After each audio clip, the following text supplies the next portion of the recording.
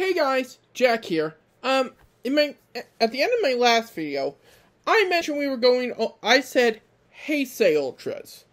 I meant to say, Reiwa Ultras, because we're looking at the first Ultra series to be made in the Reiwa era.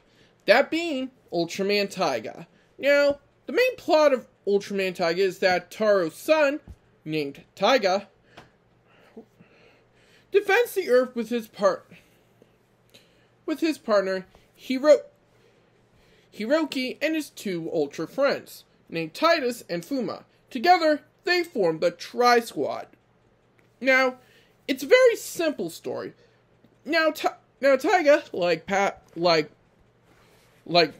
Ginga before him, calls on the powers of past Ultras, specifically the new generation heroes. And I forgot to bring someone up. Hang on.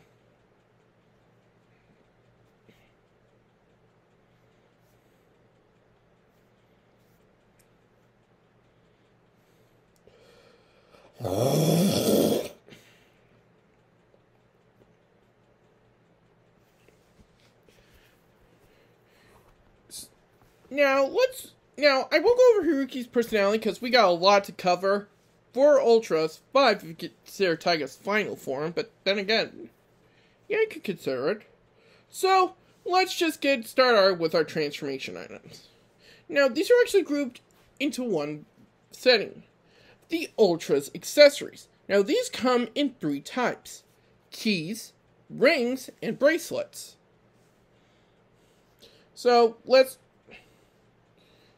oops, wrong one. My bad. So there are lots of lists of accessories. First, let's look at key holder types. Now, key holder types are Ultras with keys. Now, these are used by Hiroki as his main source of transformation. Now, each Ultra of the Tri-Squad has one. So, now, again, I usually go by form for these ones. But however, since we're dealing with multiple Ultras in this case, except when we get to Taiga's transform forms, I will be referring to the forms this time as Ultras, because we can make this a little easier. Now, here's Taiga's key, here's Titus's key, and here's Fuma's key. Now, why are they keys? Well, the main villain of the show, who was actually the main villain in Ultraman Rube Select the Crystal of Bonds, who was destroyed by the end of that movie, and spoilers, actually has the ability to revive himself by possessing the body of another version of him from other timelines. And this is Taiga's upgraded form, the Taiga Photon Key. Now, this key is unique because for Hiroki to access it, he needs to first scan the blue and golden orbs. Then press a button for it to open up.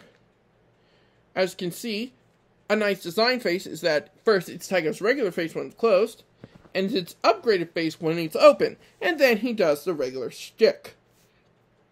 Next are bracelets. Now, Now, I prefer to refer to these as Ultralets, or Ultra Bracelets. Now, these allow Taiga and the Tri-Squad members to enhance their attacks. Well, there are many ones in the toy line.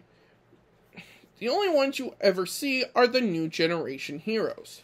That being, in order, Ginga, Victory, X, Orb, Jeed, Rosso, and Boo. And even though they are made from normal sized wrists, it's not really there. Here's the Gingalet, and we actually got upgrades, but we'll just go over the main ones. The Victorylet,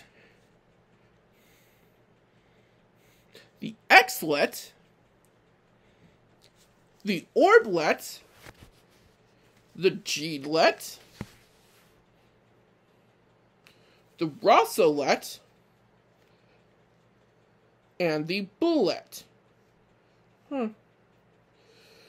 Now, there are different types of other lets.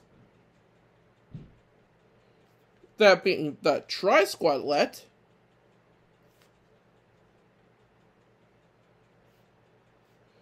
the Zero Plasma let, which is something we'll cover in a little later, and the New Generation let. Now, these are the ones that appear in the show. But there are also weapons called Kaiju Rings. Now, these allow Taiga to access Kaiju powers. And it's mostly monsters from Reiwa eras. First, there's a Galacton Ring, and the rest of these are Heisei monsters. But they allow Taiga to use interesting attacks. Now, the original downside to this was that because they were based on Kaiju, Taiga's soul started to get corrupted. However, this effect was eventually removed and allowed Taiga, whose rings actually got stolen by a villain, whose name I will go over when we go over their individual forms. Just note, I will be becoming Taiga's Super, and Mega form after we cover his two Tri-Squad teammates, but could regain them by defeating the monsters after they were turned back. So first, let's look at Taiga, specifically his transformation. Oh, I also forgot to mention, this is the first series to use voice dramas. Instead of novels to fill in the backstory, these, like the name suggests, were used to fill in gaps in the story and pretty much give backstory to how Taiga met his Ultra compatriots. Now, the transformations are a bit simple, are pretty much identical, just Hiroki saying a different name. I forgot to show him his transformation item. Oh dang, I don't even have it up. Excuse me, friends, let me fix this real quick.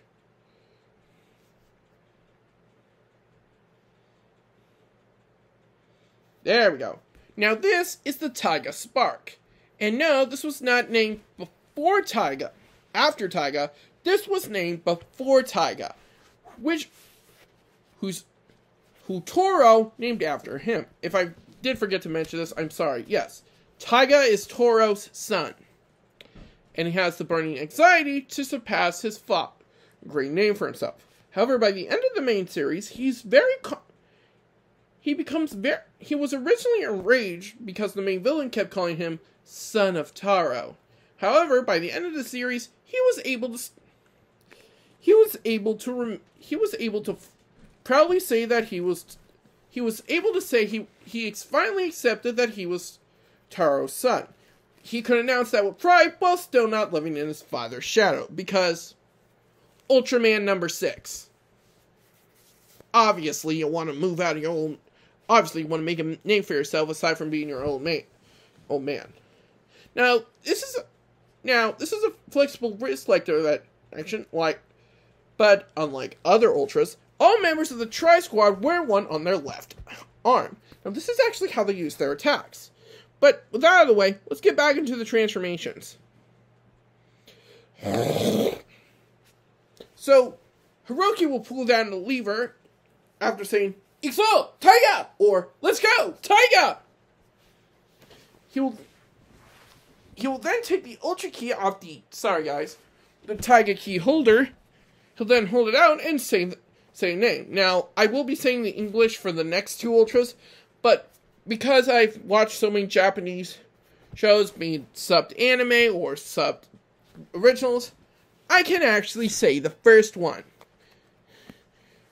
Haruki will shout out, "Hero of Light, Taiga!" or "Hikaru no Yusha, Taiga!" And then he'll grab the Ultra Key, and it will scan. And even though it's in his palm, the Taiga Spark will scan it.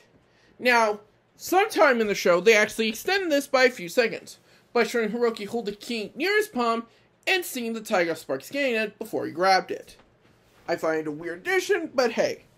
He then will draw his arm back and raise it upwards with the circle part of the Taiga spark shining, and then will shout, "Buddy, go!" And then Taiga will rise. And here's an interesting fact. Hang on, guys. I gotta do something real quick.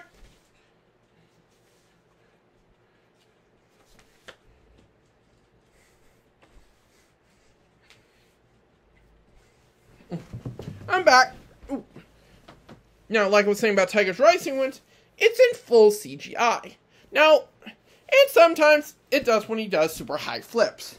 Now, I don't mind this as much because they're only using it... Okay, wow, that took a lot shorter than I thought. Sorry, guys. I'll stop and be right back.